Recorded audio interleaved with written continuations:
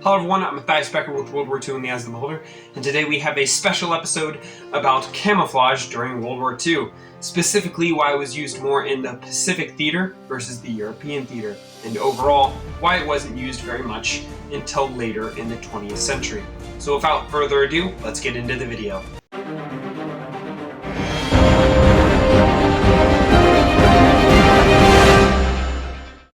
In around 1942, the US Army sees an opportunity to gain an advantage using camouflage amongst their various units and divisions. Thus, the Army, specifically General Douglas MacArthur, reached out to Gardner, working with Better Homes and Gardening magazine, Norvell Gillespie, asking if he could develop some camouflage pattern to go on their HBTs. And this is when these frog skin suits were developed.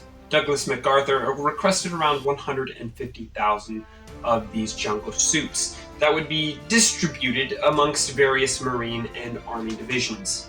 Now, this is when we start to see differences between the Army and Marine uniforms. The Marine and Army uniforms may look very alike, however, there are some very small differences when it comes to pockets and slight colorations within the camo pattern. The two uniforms are very alike, but not to be confused with each other.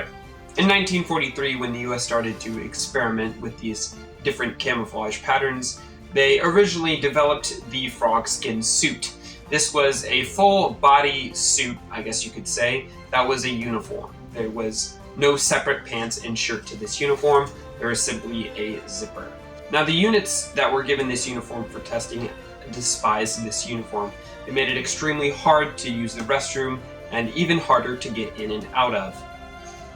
This eventually led to the cutting of this uniform into two pieces, becoming the frog skin pants and HBT top that we know today. The original frog skin camo, even some of the full body suits, were issued to various units in the US Army for field testing. This uniform was issued around 1944 after the D-Day landings. This uniform is made of HBT material as seen in regular Marine or Army HBTs. This camouflage HBT was only issued to a few units for a short time. The 2nd Armored Division had two units that received this specific camouflage pattern. The 41st Armored Infantry Division and the 17th Armored Engineering Battalion received these right before D-Day. The 2nd Infantry Division and the 30th Infantry Division also received this camo HBT pattern slightly after the 2nd Armored. However, due to some small problems with this camo HBT, you can only really see photos of them in use between June and September of 1944. By September, they were mostly phased out, and everyone was back to wearing their standard wool in 37 uniform. Even though elements of the 2nd and 30th Infantry Division were also issued this HBT, the camo HBT is most oftenly recognized as being affiliated with the 2nd Armored Division, specifically the 41st Armored Infantry. There are not very many photos of the 2nd Infantry or the 30th Infantry using the frog skin camo pattern, but there are a few, not even close to as much as there are 2nd Armored Division photos. There are numerous photos of elements of the 41st Infantry Division using them all throughout Operation Cobra. Many historians debate to this day what actually caused the camis or the HBTs to go out of production. Different sources and first-hand accounts give very different explanations as to why the HBTs were put out of issue. One specific problem with the HBT was the camouflage itself. The only camouflage that saw action very widely in Normandy in 1944 were the camo patterns of the SS divisions. These camo patterns don't look very similar when up close, but from a distance they can be confused with SS patterns. There are some first-hand accounts of friendly fire incidents happening and occurring against men wearing the camo attire or the frog skins, but we do not know for sure if that is the main reason as to why these suits were disbanded. Another one of the issues with this frog skin camo was the fact that the camo actually does not give camouflage itself. The camouflage pattern does a very good job of concealing the person wearing it, but only when they are stationary.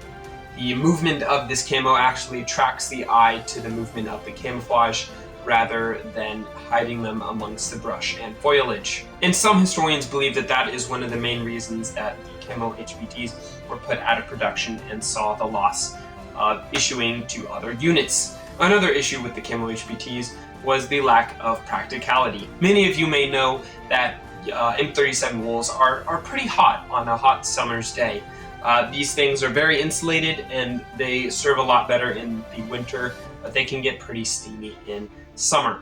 However, this HBT material is very jean-like, causing it to actually insulate heat during the summer, making it very hot for the person wearing it. Aside from this, many men were issued the frog skin pattern coveralls, which was the full bodysuit or the full frog skin camo pattern HBTs. And once you were issued these, you were most likely only issued one. They served for a very brief amount of time, meaning that if you got the coveralls and you ditched them, you would most likely not have another pair. So the comfort and practicality of this uniform was not very good. Now, one of the last reasons that many historians believe that this HBT was ruled out of action was because of the lack of supplies. Many of you may know that in 1940, after the Normandy attack, and especially during Operation Cobra, supplies were definitely running low. The Allies had stretched themselves out very far. This led to breaks in the supply train, meaning that some units did not have the adequate supplies to keep heading forward. This may have also led to the decontinuation of these HBTs, as they were not a necessity and still in the testing phase. So the lack of supply and the supply train may have led to this product not reaching the front in a fast enough time for it to be given out to other units before the end of the war or before winter of 1944. There were many problems with this use of camo by US forces, especially when it came to SS forces wearing camouflage patterns as well. There are multiple first-hand accounts of Germans or civilians in France and Germany using camo HBTs as either clothing or camouflage for them themselves. Many German troops may have used the parachutes from American paratroopers and cut the camo up and used it as camouflage on themselves. So you can see how there could be some type of friendly fire incident or confusion amongst the ranks. So as most uniforms do, this uniform was eventually phased out by all American units. Like many surplus items from the Second World War, these camo HBTs were donated to the French forces fighting in the Dutch East Indies. These camo HBTs would see some small use by French units in French Indochina. This camo pattern and even surplus HBTs from the Second World War also saw use with many duck hunters in the 50s and 60s, as seen in this image in 1952. However, aside from that, this uniform and the frog skin pattern itself would not see use in any other world war, or very much at all in the US Army, aside from a small springback in the 1960s with the new uniform featuring a beret. However, this uniform, for most of the same reasons as previously, was phased out and was not seen very much, if at all. However, the Marines used this frog skin pattern much more than the Army did. The Army never really left the testing phase, and the Marines made it a little farther than that. This frog skin camo pattern saw some brief testing with Marine Raiders in 1942. However, for much of the same reasons due to the camouflage attracting the eye, this uniform was mostly phased out. However, many other Marine items were made with this frog skin pattern on them. Marine ponchos, tent halves, and helmet covers all saw production, with variants having the frog skin pattern. And that is where the iconic Marine frog skin pattern helmet cover comes from. However, for much of the same reasons as the Army HBTs, the uniform itself did not see very much production, leading to mainly the helmet covers being issued to Marine units. Even though this uniform saw brief use in the Second World War, there are many original uniforms and reproduction uniforms on the market today. This right here is an at the front cami reproduction. However, there are still original coveralls and regular HBTs laying around. Let's take a look at the special features of the camo HBTs. I do not have a set of original HBTs or Marine HBTs, but this is a high quality reproduction that features the same details as originals would. Unlike M37 wool trousers and shirts, this camo HBT top and the camo HBT pants saw a reversible camo. This reversible camo was definitely more common within Marine units, as this brown side of the camo blended in much more easily with the islands of Okinawa and so on. This HBT jacket saw many items that the wool shirt and even the M41 field jacket did not see. The camo HBT had an inner layer to seal from rain and the elements. This could be buttoned and then buttoned over top of it to allow for an extra seal and an extra layer of protection. This jacket saw bigger pockets than the standard M41 field jacket and even the winter combat jacket. The Marines used this brown side way more often than the green side. However, that was the exact opposite in Europe due to the foliage and the habitat being more green and lively.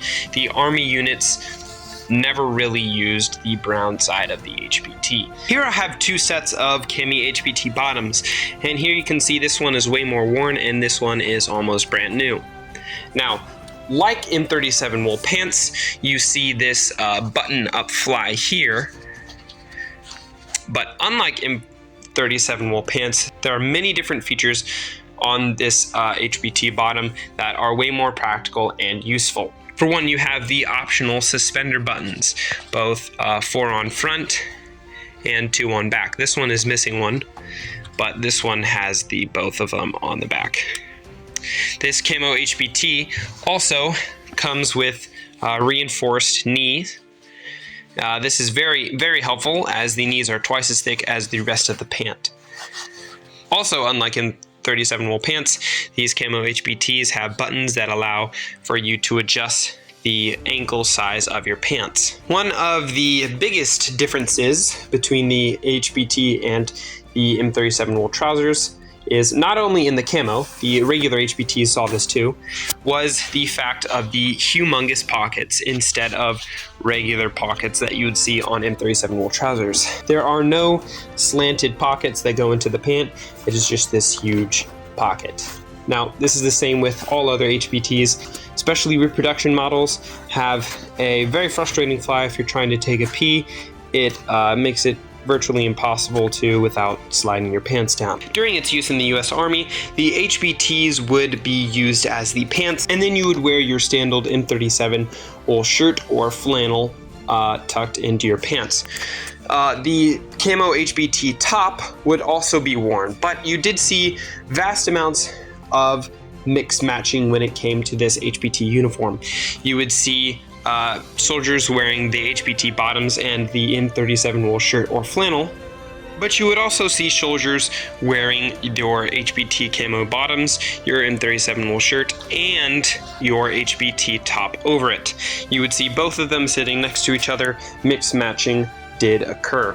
Also, like in this picture of the 2nd Infantry Division, you would see just the HBT top being worn with M37 wool trousers instead of the HBT camo pants.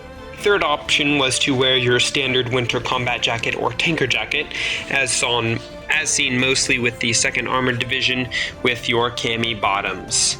This was also seen a little less more than just wearing the HBT top. Overall, for use in the US Army during World War II, the camis were not the best option, and it was better for the US Army to just stick with their M37 wools. And it would also be a lot harder to issue every new soldier these cami HBTs than M37s that were already in stock. These HBTs did not see very much use in the Second World War, aside from the various units that were given them for testing, but the HBTs never really left the testing phase. In the end, these HBTs are enjoyed by many reenactors and military collectors, even though they were not used very much in World War II. And that wraps up the video. I hope that you enjoyed this video and that you learned something from it. And I'm looking forward to seeing you in the next episode of World War II in the Eyes of the Beholder.